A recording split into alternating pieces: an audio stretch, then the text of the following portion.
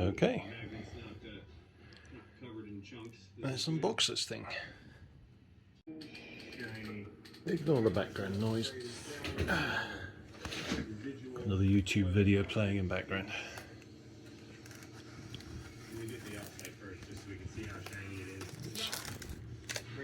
Yeah, that bit's off.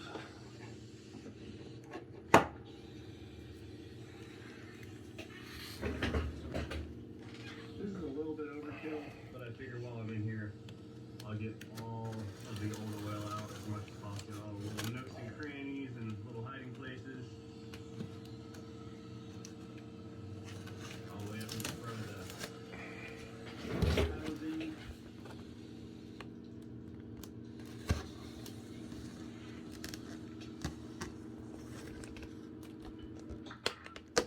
And down.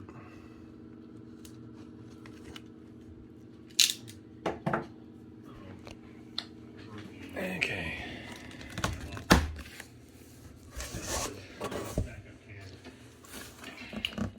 Yeah, I know, handheld.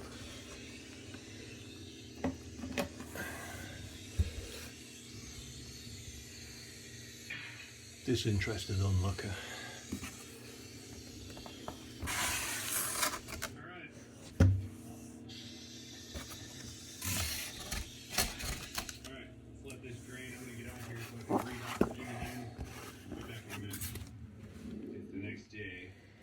Well, this was a Christmas present.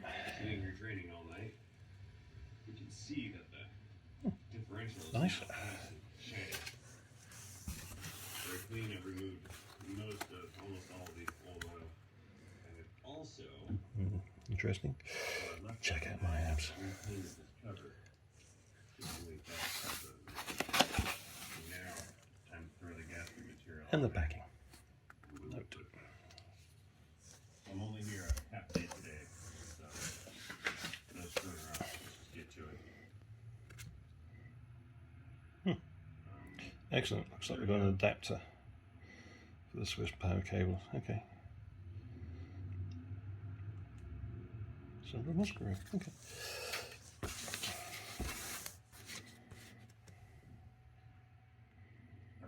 Well, being an S3, Ender 3, S1, has the direct drive extruder,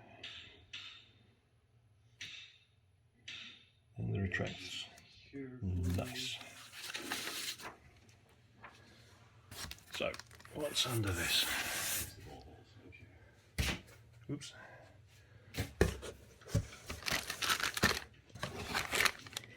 That's the adapter to go from European to Swiss.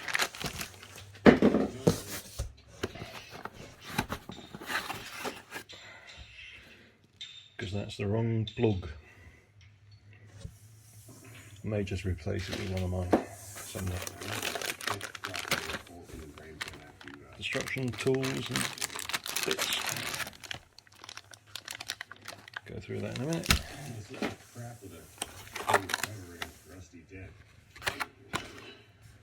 Bit of filament to test it with. Bracket for the screen.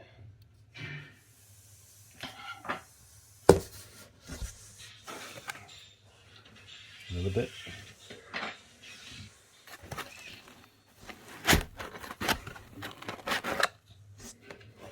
Part of the spool holder and the filament out sensor. Ooh, look at this.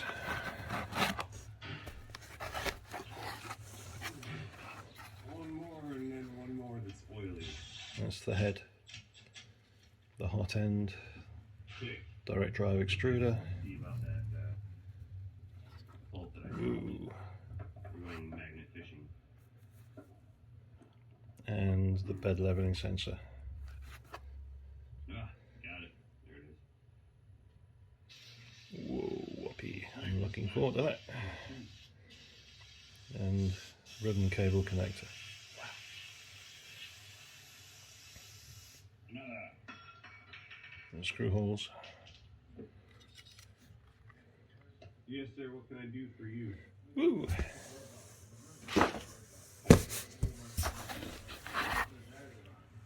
The other part, the spool holder.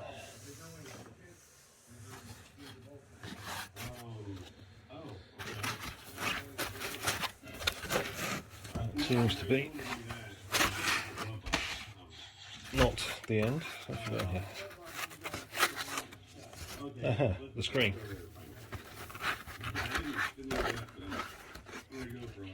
Would come in handy. Also, make sure I flip over to 230 volt.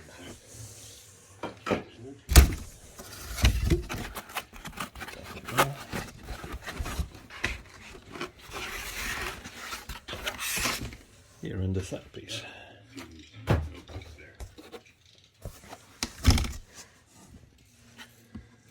Okay, so the bulk of it is pretty much assembled. Old gantry.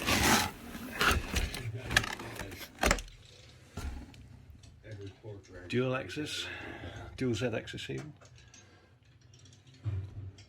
Yeah, seriously, this is like the first differential cover. Belts installed. Oh. Okay, let's get on the chair. Remind me not to sit down.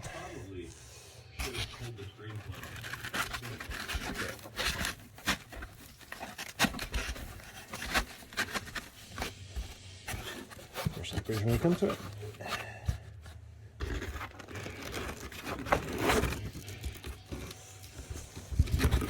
Okay.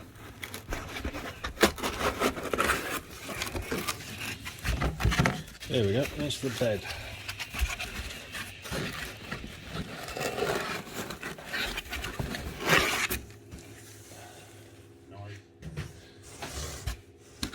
Not a glass bed. One of these flexible thin steel magnetic jobs.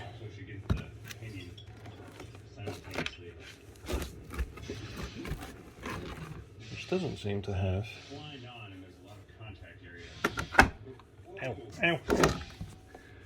anything to hold it in the right place, but never mind. Close enough, I suppose.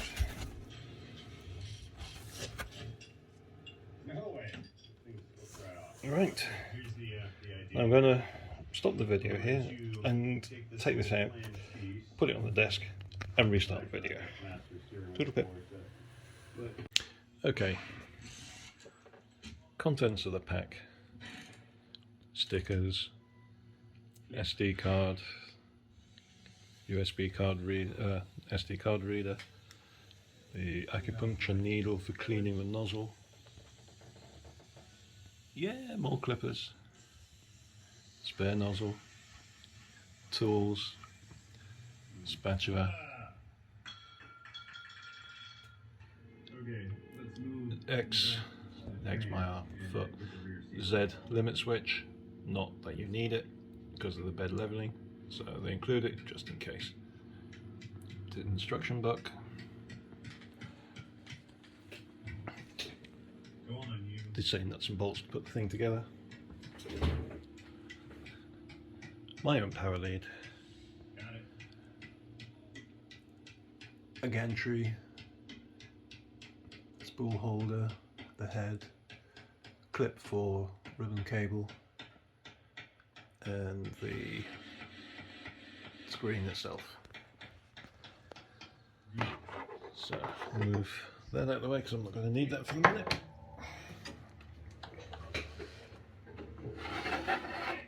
Yes, you get a drawer. Most of that lot is probably going to go in there.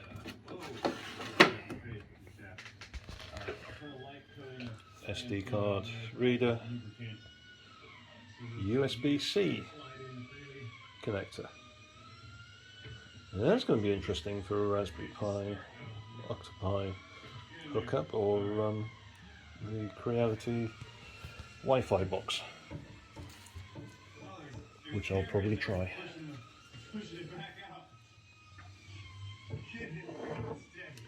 Covers for this cables, sockets. You know there's a good seal.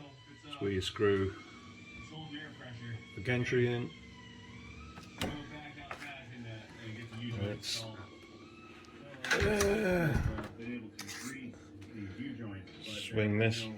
There's no grease fittings anywhere in the. I'll stop the video. I'm going to show you the other side in a sec. The reverse of the machine.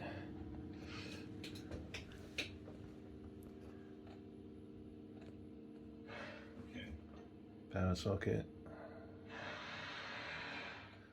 Okay. Now.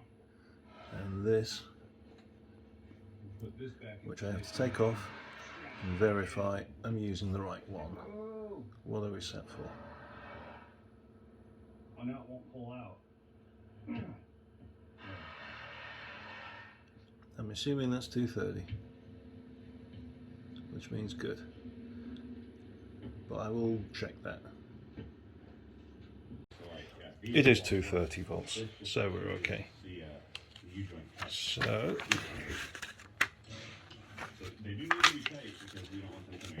I'm running out of disk space. Disk space, disk space, who cares? What you get. Every bit seems to be there.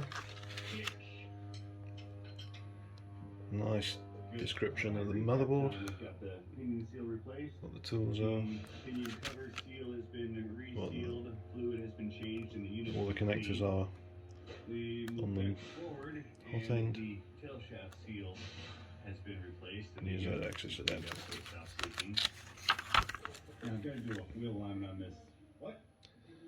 Okay. You may not see all this going. I don't have a tripod holder for this thing, so I'm just going to put it together. There are hundreds of these assembly videos, and Creality have a great one. So I'm going to put it together, and then move it into its spot there. In my location right now, it's going to put us past the deadline. So I mean, there is an Ender 3 V2 under there. Not currently connected up. The lights are not in place. I had to rearrange my stack, so the Optipie is not powered up. And yes, a third filament printer. And over here we have a resin printer and the wash and cure station. Why not? And there it is in. I decided to design and print a custom frame. You can see that this will ensure there's a little gap Right. on each cell. Some people prefer to Let's power this one up. and then use hot glue to hold them in place, but personally I think that's too risky. On the rare chance that the cells are damaged on the outside, you know what's going to happen. Having a small air gap around each of the cells should also assist in keeping them cool. You may have noticed So far, batteries so good. joined together with metal strips. The metal strips we need to use should be pure nickel, not nickel-plated steel, which is sometimes dishonestly sold in its place.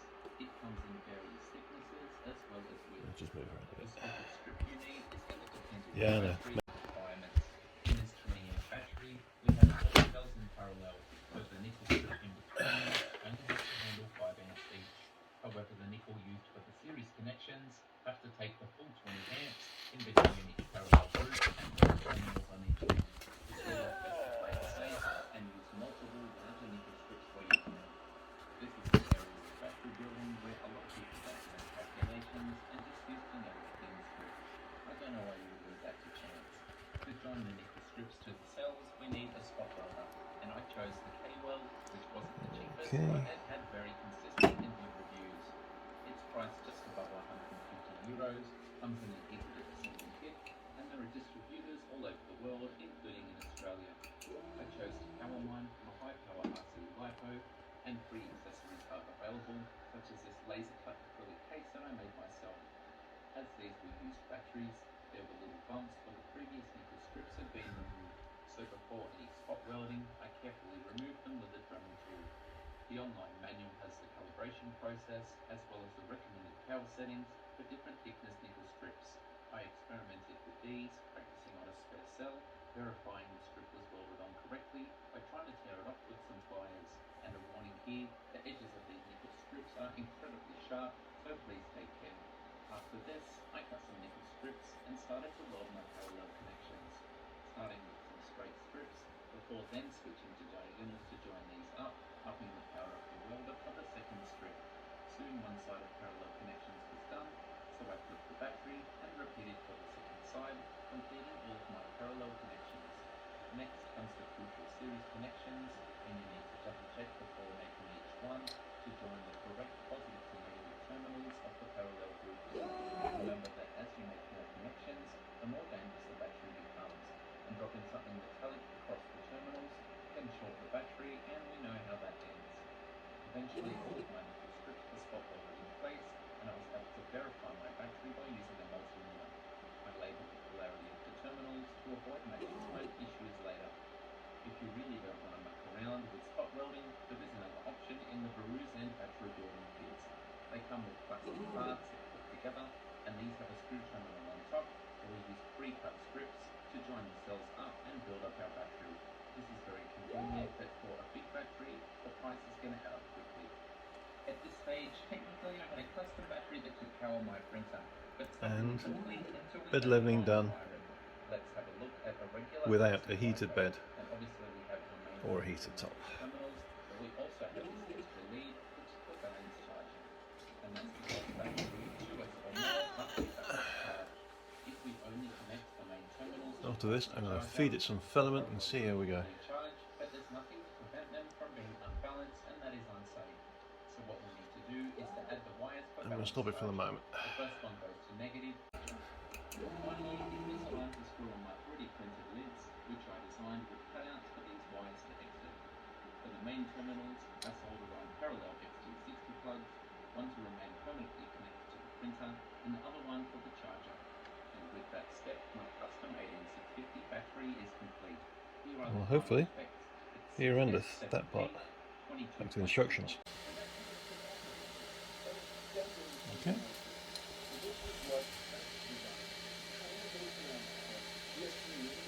Printing from SD card.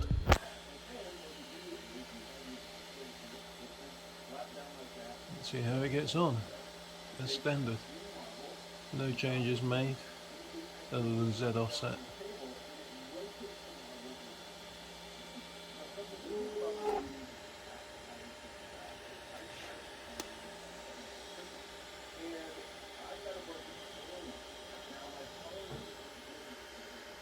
Naturally, I don't have Octoprint set up for this yet.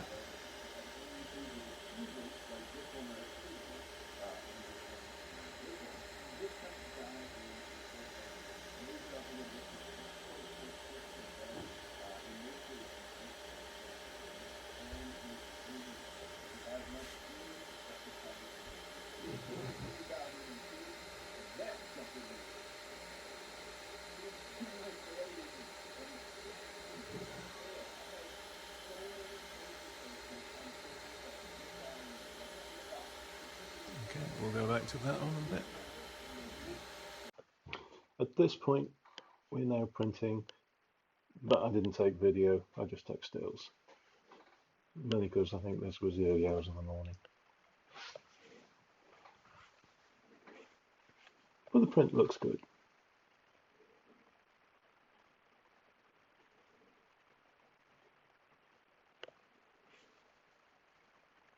And the final item. Yeah, it was a bit close. And a couple of not quite so interested bystanders